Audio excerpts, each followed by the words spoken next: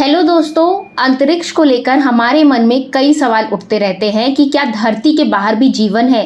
क्या वाकई धरती जैसा कोई ग्रह अंतरिक्ष में है और वहां एलियंस रह रहे हैं। फिल्मों से लेकर किताबी कहानियों तक में इसका जिक्र होता रहा है।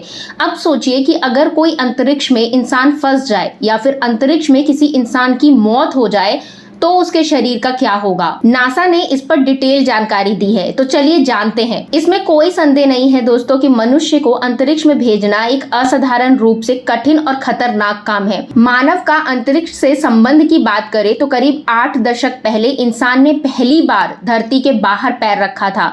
वो थे अमेरिकी अंतरिक्ष यानी नील आर्मस्ट्रॉन्ग। अपोलो 11 मिशन की तरह अमेरिकी अंतरिक्ष एजेंसी नासा ने इस मिशन को पूरा किया था। इससे पहले चूहों को तो कभी कुत्तों को अंतरिक्ष भेजा जाता था। दोस्तों आपको बता दें कि अब तक मिशन में 20 लोगों ने अपनी जान गंवा दी है।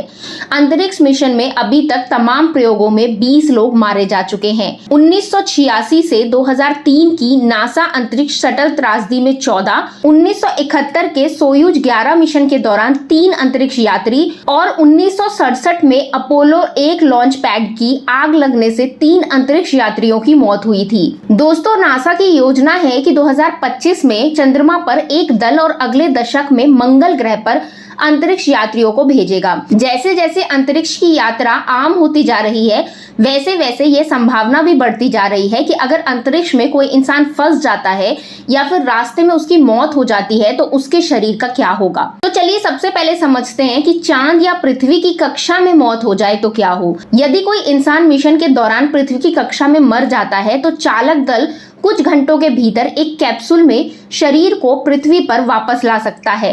अगर यही हादसा चंद्रमा पर हुआ तो दल कुछ ही दिनों में शव के साथ घर लौट सकता है। नासा के पास ऐसे आयोजनों के लिए पहले से ही विस्तृत प्रोटोकॉल मौजूद है। त्वरित वापसी के चलते ये संभावना है कि शरीर का संरक्षण नासा की प्रमुख चिंता नहीं होगी।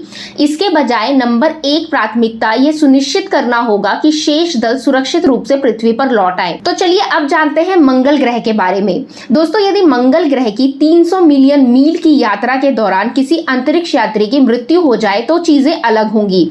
उस स्थिति में चालक दल संभवतः मुड़कर वापस नहीं जा पाएगा। इसके बजाय मिशन के अंत में, जो कि कुछ साल बाद पूरा होगा, चालक दल को शव के साथ अंतरिक्ष पर ही रहना होगा। मिशन पूरा करने के बाद ही दल के पृथ्वी पर लौटने की संभावना है। इस बीच चालक दल शव को एक अलग कक्ष या विशेष बॉडी बैग में संरक्षित करेगा।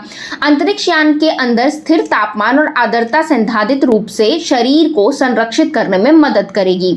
लेकिन ये सब परिदृश्य तभी लागू होंगे जब किसी की मौत अंतरिक्ष स्टेशन या अंतरिक्ष यान जैसे दबाव वाले वातावरण में हुई है। यदि कोई व्यक्ति बिना स्पेस सूट की सुरक्षा के अंतरिक्ष में कदम रखे तो क्या होगा। दोस्तों ऐसी स्थिति में अंतरिक्ष यात्री की तुरंत मौत हो जाएगी। दरअसल दबाव कम होने और अंतरिक्ष के वातावरण के संपर्क में आने से अंतरिक्ष यात्री के लिए सांस लेना असंभव हो जाएगा और रक्त के साथ ही शरीर के अन्य तरल पदार्थ भी उबलने लगेंगे। तो अब समझते हैं कि बिना स्पेस सूट के मंगल और चंद्रमा पर क्या होगा। दोस्तों यदि कोई अंतरिक्ष यात्री बिना स्पेस सूट के चंद्रमा या मंगल ग्रह पर निकल जाए तो क्या होगा। चंद्रमा पर लगभग कोई वायुमंडल नहीं है, जबकि मंगल ग्रह का वातावरण बहुत पतला है और लगभग कोई ऑक्सीजन नहीं है। तो इसका परिणाम यह होगा कि यात्री की तुरंत मौत हो जाएगी। उसके शरीर की नसें और खून उबलने लगेंगे और सांस न ले पाने की वजह से अत्यधिक खून निकलने से उसकी मौत हो जाएगी। अब सवाल उठता है कि मृत्यु हो जाने के बाद मृत शरीर को दफनाना या दाह संस्कार करना संभव है। मान लीजिए कि अंतरिक्ष यात्री की मंगल की सतह पर उतरने के बाद मृत्यु हो गई। मंगल ग्रह पर दाह संस्कार नहीं किया जा सकता।